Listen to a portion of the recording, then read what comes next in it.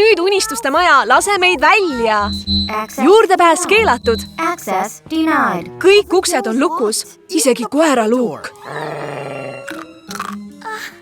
Kas kellelgi veel on tunne, et see ruum on kuidagi väiksem? Lukustuse režiim blokeerib mobiililevi ja wifi. Midagi ei ole. Mida me siis nüüd teeme? Kas mäletate meie kolimispäeva ja intsidenti oravaga, kes näris juhtmed läbi ja me ei saanud oma majja sisse? Pärast seda paigaldas ema käsitsi lähtestamise paneeli, juhuks kui peaks veel selline olukord ette tulema.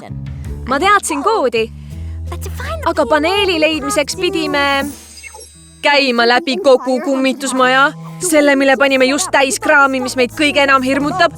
Ma tean, aga see on ainus võimalus. Mul pole aimugi, kus paneel on, nii et peame igalt poolt otsima. Kas aitate? Hea küll, aeg hirmudele vastu astuda.